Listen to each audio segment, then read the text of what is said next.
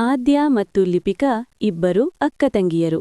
ಇಬ್ಬರೂ ಚಿಕ್ಕ ಮಕ್ಕಳು, ಆದರೆ ಅವರ ಹೃದಯ ದೊಡ್ಡದು. ಆದ್ಯ ದೊಡ್ಡವಳು, ಮೃದುವಾದ ಮಾತು, ಕಾಳಜಿಯ ಮನಸ್ಸು. ಲಿಪಿಕಾ ಚಿಕ್ಕವಳು, ಆಟವಾಡುವ ಚಿಲಿಪಿ, ಸದಾ ನಗುವಿನ ಮುತ್ತು. ಒಂದು ಹಸಿರು ಹಳ್ಳಿಯಲ್ಲಿ ಅವರ ಮನೆ ಇತ್ತು. ಬೆಳಗ್ಗೆ ಕೋಗಿಲೆಯ ಕೂಗು ಕೇಳುತ್ತಿದ್ದಂತೆಯೇ ಆದ್ಯ ಎದ್ದು ಕಿಟಕಿಯನ್ನು ತೆರೆಯುತ್ತಿದ್ದಳು.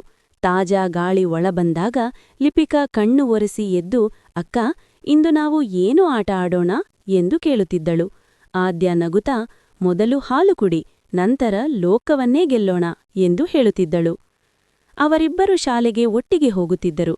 ದಾರಿಯಲ್ಲಿ ಹೂಗಳನ್ನು ನೋಡಿ, ಚಿಟ್ಟೆಗಳ ಹಿಂದೆ ಓಡಿ ಸಣ್ಣ ಸಣ್ಣ ಸಂತೋಷಗಳನ್ನು ಹಂಚಿಕೊಳ್ಳುತ್ತಿದ್ದರು.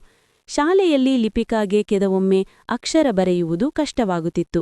ಆಗ ಆದ್ಯ ಅವಳ ಕೈ ಹಿಡಿದು ನಿಧಾನವಾಗಿ ಹೇಗೆ ಬರೆಯಬೇಕು ಎಂದು ಕಲಿಸುತ್ತಿದ್ದಳು. ನೀನು ಮಾಡ್ತೀಯೇ ಎಂದು ಹೇಳಿದಾಗ ಲಿಪಿಕಾಳ ಕಣ್ಣುಗಳಲ್ಲಿ ಹೊಳಪು ಮೂಡುತ್ತಿತ್ತು. ಒಂದು ದಿನ ಶಾಲೆಯಲ್ಲಿ ಚಿತ್ರಕಲೆ ಸ್ಪರ್ಧೆ ನಡೆಯಿತು. ಲಿಪಿಕಾ ತನ್ನ ಮನಸ್ಸಿನಂತೆ ಒಂದು ದೊಡ್ಡ ಇಂದ್ರಧನುಷ್ ಮತ್ತು 2 ಸಹೋದರಿಯರ ಚಿತ್ರ ಬಿಡಿಸಿದಳು. ಆದ್ಯ ಪಕ್ಕದಲ್ಲಿ ನಿಂತು ಪ್ರೋತ್ಸಾಹ ನೀಡುತ್ತಿದ್ದಳು. ಫಲಿತಾಂಶ ಪ್ರಕಟವಾದಾಗ ಲಿಪಿಕಾಳಿಗೆ ಬಹುಮಾನ ಸಿಕ್ಕಿತು. ಅವಳು ಓಡಿ ಬಂದು ಅಕ್ಕನನ್ನು ಅಪ್ಪಿಕೊಂಡು, ನಿನ್ನಿಂದಲೇ ಸಾಧ್ಯ ಆಯಿತು ಎಂದು ಸಂತೋಷಪಟ್ಟಳು. ಆದ್ಯ ಮೃದುವಾಗಿ ಅವಳ ತಲೆಯನ್ನು ಸವರಿ, ನಿನ್ನ ಪ್ರಯತ್ನವೇ ನಿನ್ನ ಗೆಲುವು ಎಂದಳು. ಸಂಜೆ ಅವರಿಬ್ಬರಿಗೂ ವಿಶೇಷ ಸಮಯ. ಮನೆ ಮೇಲೆ ಕುಳಿತು ಆಕಾಶದ ಬಣ್ಣ ಬದಲಾವಣೆಯನ್ನು ನೋಡುತ್ತಿದ್ದರು. ಲಿಪಿಕಾ ಕಲ್ಪನೆಯ ಲೋಕದಲ್ಲಿ ಕಥೆಗಳನ್ನು ಹೇಳುತ್ತಿದ್ದಳು. ಹಾರುವ ಮೀನುಗಳು, ಮಾತಾಡುವ ಮರಗಳು, ನಗುವ ನಕ್ಷತ್ರಗಳು. ಆದ್ಯ ಆ ಕಥೆಗಳನ್ನು ಕೇಳುತ್ತಾ ಕೆಲವೊಮ್ಮೆ ಹೊಸ ತಿರುವುಗಳನ್ನು ಸೇರಿಸುತ್ತಿದ್ದಳು. ಅವರ ನಗು ಹಳ್ಳಿಯ ಗಾಳಿಯಲ್ಲಿಯೇ ಮಿಶ್ರಣವಾಗುತ್ತಿತ್ತು. ಒಮ್ಮೆ ಮಳೆ ಜೋರಾಗಿ ಸುರಿಯಿತು. ಲಿಪಿಕಾ ಭಯದಿಂದ ಅಕ್ಕನ ಕೈ ಹಿಡಿದುಕೊಂಡಳು. ಆದ್ಯ ಅವಳನ್ನು ಹತ್ತಿರಕ್ಕೆ ಎಳೆದು, ಮಳೆ ನಮ್ಮ ಸ್ನೇಹಿತೆ, ನೋಡು, ಅದು ಭೂಮಿಯನ್ನು ಹಸಿರಾಗಿಸುತ್ತಿದೆ ಎಂದು ತಿಳಿಸಿದಳು. ಆ ಮಾತು ಕೇಳಿ ಲಿಪಿಕಾ ಕಿಟಕಿಯ ಬಳಿ ಹೋಗಿ ಮಳೆಯ ಹನಿಗಳನ್ನು ಎಣಿಸಲು ಶುರುಮಾಡಿದಳು.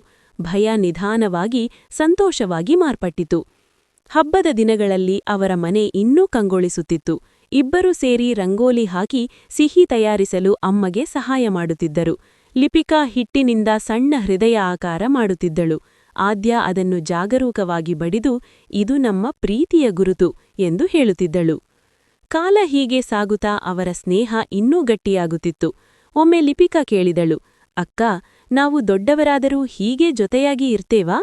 ಆದ್ಯ ಅವಳ ಕಣ್ಣಲ್ಲಿ ನೋಡುತ್ತಾ, ಜೊತೆಗಿರುವುದು ಕೈ ಹಿಡಿಯುವುದಲ್ಲ, ಮನಸ್ಸು ಒಂದಾಗಿರುವುದು, ನಾವು ಯಾವಾಗಲೂ ಜೊತೆಯೇ ಎಂದಳು. ಆದ್ಯ ಮತ್ತು ಲಿಪಿಕಾ ಚಿಕ್ಕ ಮಕ್ಕಳು, ದೊಡ್ಡ ಪ್ರೀತಿ. ಅವರ ಕಥೆ ಸರಳವಾದರೂ ಅದರಲ್ಲಿರುವ ಮಮತೆ ಅನಂತ.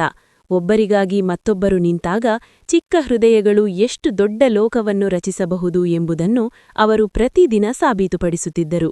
ಅವರ ನಗು, ಕನಸುಗಳು ಮತ್ತು ಪರಸ್ಪರದ ಬೆಂಬಲ ಇವೆಲ್ಲವೂ ಸೇರಿ ಒಂದು ಸುಂದರ ಬಾಲ್ಯದ ಚಿತ್ರವಾಗಿ ಮಿನುಗುತ್ತಿತ್ತು.